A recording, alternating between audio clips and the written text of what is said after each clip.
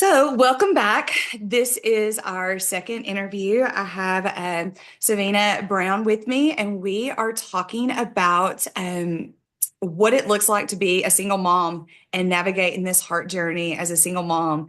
And we're also going to be touching on some grief because in your journey, you've experienced some grief. So, how you have endured all of this. And just so that way you can be an encouragement to other moms and dads that are walking this journey of life and walking it out through the heart unit. So, can you tell me how is your little warrior doing today? He's doing great. He fought me this morning because he didn't want to go to school because that's a typical 11-year-old. But he's doing really good. We're in the month of March. He's excited. He knows in a few weeks he's got spring break. So he's a little bit over school. However, he still goes to school, but he's doing really good now. Good, good. So, what were some of the most unexpected challenges that you have faced as a single mom to a heart warrior? Going to cardiology appointments by myself. Even though it's just checkups and everything, but there's always the chance that they're going to detect something and you have to be emotionally mentally prepared for it.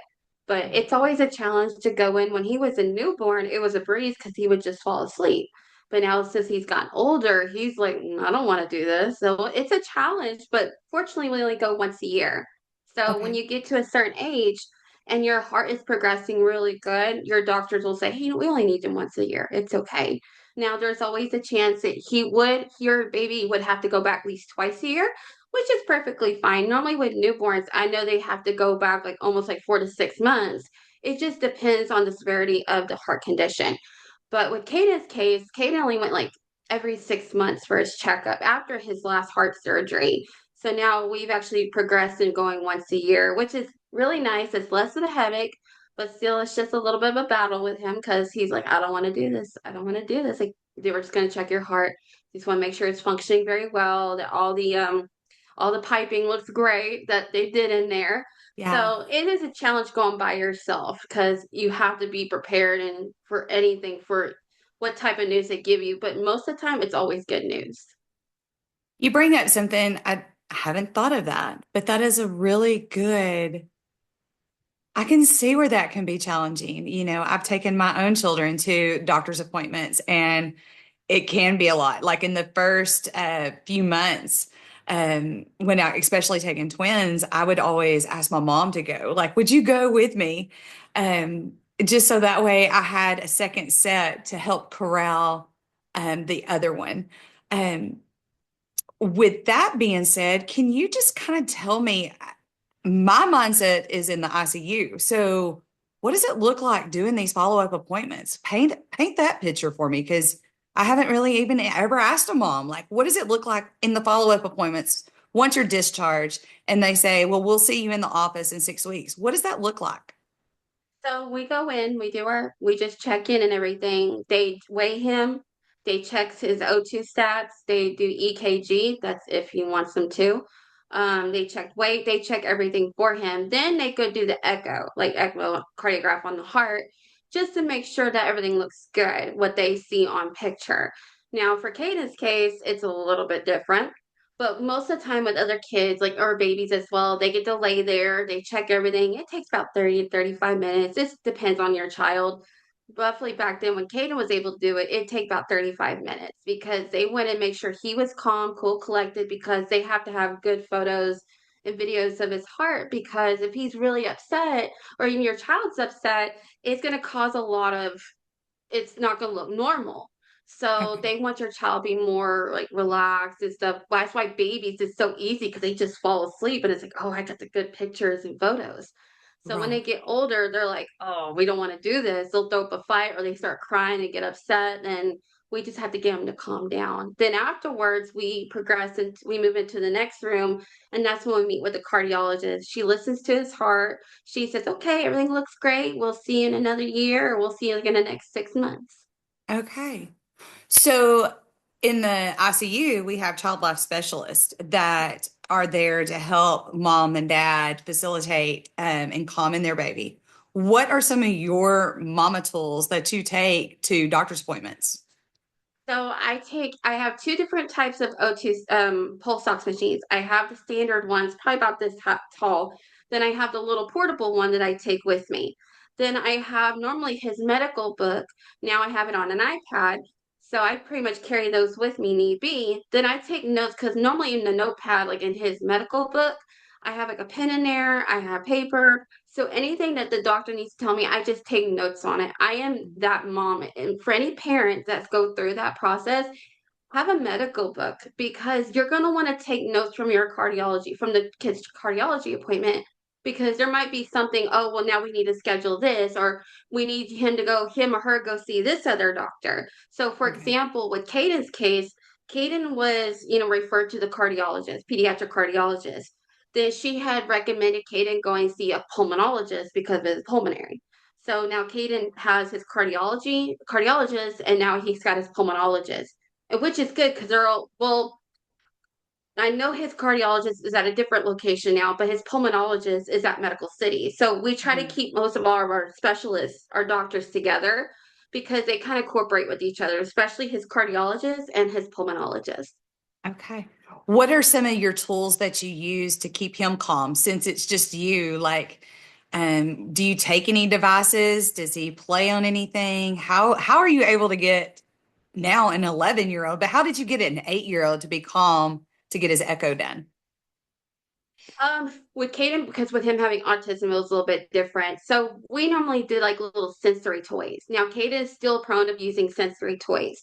And it's the same thing for another 8-year-old or even somebody younger. Like if you have those sensory toys, anything that distracts them, that's going to help them to keep still, be calm and everything. Now, if you're my child, if you've had my son, it'd be one of those, oh, dude, you need to have sensory toys, or we need to have the iPad, or we need to have Okay. your phone on you because that's what keeps you distracted. But normally it's like you can use your iPad or use your phone. Good news is that his cardiologist, actually, they have a TV in there where kids can lay down and watch cartoons and watch shows because it helps keep the kids distracted if they don't have anything. And they normally keep toys in there for the kiddos as well, just to help them keep distracted. But most of the time, it's car toys, iPads, phones, and coloring books. I love that. Yeah. When I worked at Children's on the transport team, we actually had monitors and TV. It was a DVD player in our ambulance. And so in long transports, we would always put something on, even short transports, we would put something on so that the kid could watch something and keep them distracted. And so I did not know that. That is so cool. yes, yes. We loved that. And it was it was a very necessity. It was very much a required tool of the trade. And so if it didn't work, we would immediately write it up so we could get it serviced and get that back in service because we wanted that tool with our kids. Oh, that's awesome. Um, so tell me about your support system as a single mom, because I think we as moms or we just as parents, we have to have a support system. If not, we will literally walk around cross-eyed and feel like we're going crazy all the time. And so, I mean, I'm a mom of 3 kids, so I feel like I'm constantly living in chaos at times. So what does your support system look like? So in the beginning with Caden's the ventures of his heart condition, it was my parents, then it's my aunt and my cousins and my brother. I have a big support system on it. Just being in the hospital, I had my lovely mother. She was awesome. She spent the whole time in there with me and Caden because she didn't leave our side unless she would go pick up some food for me or go pick up some extra clothes for me. But most of the time, I was already packed and ready to have things in there because I never want to leave the rooms. And matter of fact, I had nurses keep telling me, you need to get out of the room for a little bit. Your Yeah. room's closing in. So fortunately, my mom was there. If I needed a break, she would just come in like, Sissy, just go get some food, go walk around, go get some air because the rooms are getting smaller. And I was like, okay, I'll just do that. But now, since having not having both my parents, I have my aunt and my uncle, which are amazing people. Then I have my brother and my sister-in-law. So I still have that support system. They just they watch me go crazy, but it's okay though because it's a good kind of crazy because I'm just a mom. So Yeah. I love the chaos but having that support in the midst of chaos, it helps me. It eases my soul. I don't have to stress out about anything because there are single parents or single moms or dads that don't have that support. And that's why when I had said before that reaching out to another parent like me that actually has a child that has a heart condition, we're Mhm. the support for each other. We do have the support within our family. And if we don't have that support within our family, you have amazing people out there that are going through the same things that you're going through. So Right. it works really good because you have your family, then you don't, you have this support as well from people. Right. Right. It truly does take a village to raise a child. Yep. And I think that's one of the sad and scary things about COVID is it really pushed isolation. And I think we're healing as a nation and coming back from that and realizing that we Mhm. do need each other. I know that if we had the opportunity, we would be in a room together doing this. But we have miles between us. We have kids and activities. So we're having to make do. But just in having that connection to talk to people that are on a journey and connecting with them, it's needed. And we need that relationship. Um, so you've mentioned your mom and dad, and me personally, I already know that you have experienced some grief. So can you tell me about your grief journey and how that has affected your heart journey with your son? So my grief journey started. So the first was in 2014. It was my grandfather, my dad's father, and we knew it was coming. He just had strokes, and it just wasn't getting better. Caden was 11 months old when his great grandfather passed away, and I was like, okay, well, this was expected. I was emotionally and spiritually prepared for him to depart this world. Um, but that one was a little bit of a kick in the stomach for me because on my dad's side, I'm the only girl. So I was very Mhm. close to my grandfather. Then 2016 was the one that kind of really kicked me in the stomach even more because Caden had just gone out from his last heart surgery. And we were on the road to recovery because we only spent 2 weeks in the hospital, then we came home and we were in recovery still. Then Caden was able to start school for PPCD for when he was 3. So when Caden was in school, not even about a week, 2 weeks into school, I get the phone call saying my dad was being care flight to Tyler due to a massive stroke. I was like, Mhm. all right, well, my dad's always been popped out. My dad was able capability of coming out of it. Any type of heart attack or even like a mini stroke, this time he wasn't. And I Mhm. knew I knew something in my heart was telling me like, okay, we only got 2 weeks. If we can get through the 2 weeks, maybe they can go in and do the surgery because the carotid arteries were closing up. Even one was Mhm. already closed up. So I had to emotionally be prepared because I was still trying to go through the process of getting Caden recovered.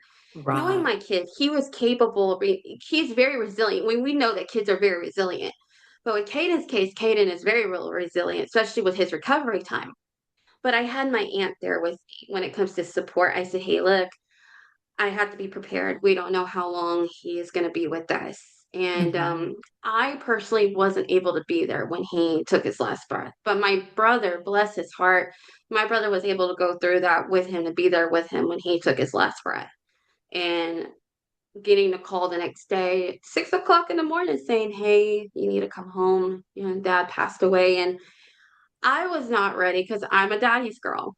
But Right. I knew in my heart that he was healthy. He wasn't sick anymore. He had a beautiful heart. He was able to be young again, up in heaven with our Lord. Mhm. So I was really upset, but I knew deep down in my heart he wasn't sick anymore. And when I watched my dad's health decrease, I told myself, Caden, I'm not going to let Caden get that way because his heart is so fragile, especially Mhm. how his heart condition is. Yes, people say you're overprotective mother. For reason being of watching my dad's health, decline. Oh, absolutely. Because with my son, I want my son to have a very well, long lasting, healthy life. So Right. I'm on my son's case when it comes to being healthy, being active, but of course I don't have that problem with him because he's a very healthy child, especially with a kid with a heart condition. So that was really hard because I was just trying to recover from Caden's heart surgery, then jumping into where my dad passed away. Mm. So I was, I was still, it was hard. It really was because, and I tell myself, my dad stayed on this long on this earth to be with me while Caden had his last heart surgery.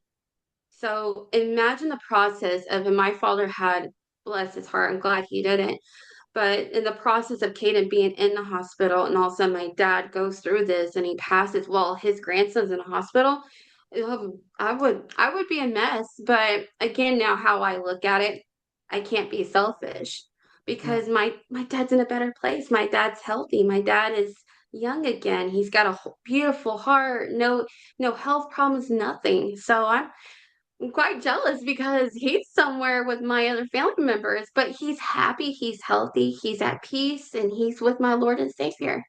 Right. And then, And yeah, yeah, go then like ahead. then 2 years later, we had I actually had I had a fallout with my mom in 2017. This was something I would really want to discuss too because she was a big factor in my life. She was very important to me. We didn't speak for like 6 or 7 months, and we were able to regain peace and come together in April of 2018, and we made amends. I wanted to make amends with her because I knew in my heart I needed to. Hmm. So I was able to make amends with her. We started having a good daughter mother relationship, and we love her. She was an amazing woman. She was an amazing mother. And June 4th, 2018, I get the phone call at 8 o'clock in the morning at work, was told that she had died in a car accident. Mm. We were not prepared for that one. Mm. I had just I was still trying to grieve over dad, but it was so hard because I was so focused on Caden. Because when Caden, like I said, when Caden come in my world, I knew something was going to happen. I knew there was going to be some drastic changes in my life, and God had sent me Caden for a reason. Right. So my mind was so focused on Caden that I didn't have no time to grieve. I really didn't have the time to just really like grieve. So when my mom passed away, that was really hard. That was the hardest part because but yeah, I was really glad I made peace with her. I was really happy enough to where I said, Mom, I love you and I'm sorry that what I've done. But then now when me and her made peace, we made amends, she got to spend more time with her grandson. Me and her got to talk a lot. Then when she passed away, that was when me and my brother we looked at each other and like, well, it's just us now. But we still have our aunts, we still have our uncles, we still have my grandmother. Hmm. So it was just really, really hard. But in the process of it, I was still worried about Caden because even though he was 5 years old, he was just getting ready to turn five. Um, I was more concerned about him because of what was going on. So my grief didn't hit till 2020. And that's Hmm. when I had went to New Braunfels because she's buried in New Braunfels. So I Okay. went down there for a weekend for a convention that I went to. And I went to her resting place and I finally got to have my grief. I got to grieve about her and about my dad because I never got to. And when I just sat there, I just did. I bawled my eyes out. I talked to God. Then I just felt like the weight off my shoulders, the weight, everything that was weighing on me was gone because I never got that chance to grieve. And because I was just so accustomed being working on getting Caden better and making sure he's okay. So Right. I had put my son in front of me by all means because that's what a parent does. Yeah. So, but I had to have that time to do it. And when I did, it was just me. And I don't like having my son watch me cry and get upset about something. But that day, when I did it, I felt really good because I just let it out. And sometimes you just have to. You just have to let it out. And periodically, I'll Mhm. do it every now and then when he's not here with me. But that was when I needed it Yeah. because I just never did. So every now and then I have my little moments, but most of the time I'm at peace with both of them being gone. Yeah. So how did that change? Because they were such a main support for you. How did that change? Like, I know when I pick up the phone and I call my mom, like if there's an update, I'm quick. Like she's my first person I will call. So how has that changed, like with Caden and just being a mom? Who's your first person to call now? My aunt, my Your mom's aunt. little sister. Yeah, Okay. she's my go-to, and she lives like 5 minutes away from me. So, which is why we had moved over to Burleson's because she's a big support for me and my son, and so are my cousins and everybody else. But she's really my go-to now since my mom had passed away. Um, One of the questions I had asked you yesterday, and I'm just curious, I am a caregiver to my great aunt. I'm sorry, to my aunt. And so I am her caregiver. Um, I have the legal paperwork, keeping everything in order. So, what does that look like as a single mom with a medically complex child? That what affairs do you have in order for you? So with my will and testimony, which I have done already, I've done this way back, and I still keep it updated periodically because if something did change. Because in the beginning, if something ever did happen to me, which I was didn't state, it would have been my mother. Uh-huh. But when since my mom had passed, I had updated everything to where it was gonna be okay. Now it's there were things that changed throughout the years. I had to update it. So now, given the circumstances, I mean, he would be with my brother and my sister-in-law.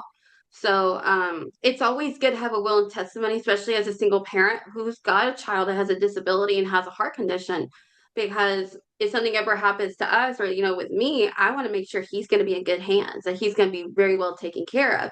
Given that if my brother and my sister-in-law were not able to, the next one would be my aunt, because those two people, my aunt and my brother, are the really ones that my son is really close to, and they're the one people that I can depend on and trust on because I know they'll do whatever they can for my son. So it would be my brother, my sister-in-law, not it would be my aunt and uncle. But yeah, I you have to have it planned and prepared out. Right. You know, in my second book, I wrote about the parent, and I was thinking about some of those first initial admissions, like from the womb to the ICU, and the parents. I mean, you already as a woman, your hormones are just there's such a shift, there's such a change in your hormone status, and the ability to have control over a situation. There feels like there's just this chaos, and especially with a child that's going to have surgery, because Caden was how many days old when he had his first surgery? 6 days. 6 days old. So here you are, you've got a 6 day old. um I write about this, that you as the parent are the most valued team member of your child's care. And I think on that first heart surgery, you're not even aware of that, but I can see where the second admission, where these moms and dads, like there is that supernatural confidence and growth that the Lord has just given them, that yes, you can do this journey. Um, so with you experiencing that and knowing that, how have you instilled that to your brother and your aunt? Like, y'all do need to understand, Caden, you need to understand everything about him, because you are the number one reference point. Like, if just in an emergency contact, who's your backup emergency contact at school for him if there's an emergency and they can't get a hold of you? Oh, my aunt, Your because like I aunt. said, she's in areas, so she would be if they can't get a hold of me, she'd be the next person. And she knows everything about him, that Oh she can yeah. handle everything if you were on a girls' trip until you can get back in town. She's got I have like a little medical book that I had made for her, and I we need to give it to her. And it gives all the Caden's heart condition, his diagnosis, his cardiologist is, what hospital he needs to go to. it gives out his medical insurance as well too, even though it's already in the system at Medical City because they keep all that stuff in record. So all she would need to do is just say, hey, he needs to go to Medical City Children's Hospital.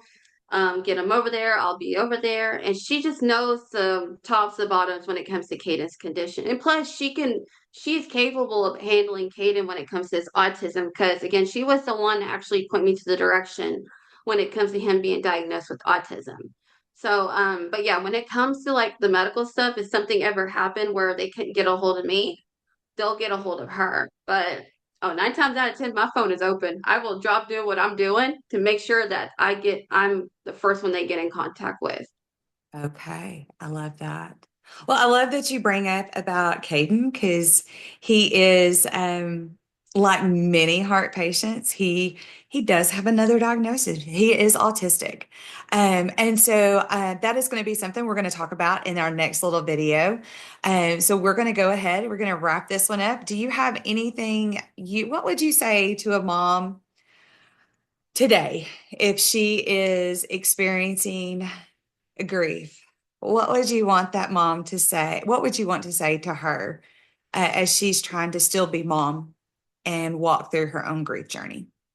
Lean on God because God is going to be there for you no matter how hard it gets. I had to do a lot of leaning with the Lord because of what I was going through when it comes to grief. And also I had my family and my close friends, but I leaned on the Lord when it comes to just the grieving part and recovering from losing my parents. So just Mhm. lean on the Lord, talk to him, say your prayers, and write in a journal. I love writing, and that was one thing I wanted to point out. I write every single day, and it's just because of things that had transpired, the things that were on my mind, that was weighing on my heart. Just lean on the Lord, pray, and write in your journal. That it helps me out. I love that. I love that. The journal, I love that you bring that up. Journaling is very valuable. And I, as a nurse, would always tell the moms and dad, keep a notepad by your bed. Um, if you have to have it on your phone or if you have to have a physical notepad, but keep it by your bed. If you wake up in the middle of the night and you think of something, write it down. So like kids with heart conditions have to have a higher calorie count. So if you're not seeing the weight gain and all of a sudden you're thinking about it and you're like, hey, ask about calories tomorrow. And you just make the little note, take it with you when you go to the hospital because you are a part of that team. Your questions, we want to give you and equip you with as much information as you can handle, even if it's information that you've already been told.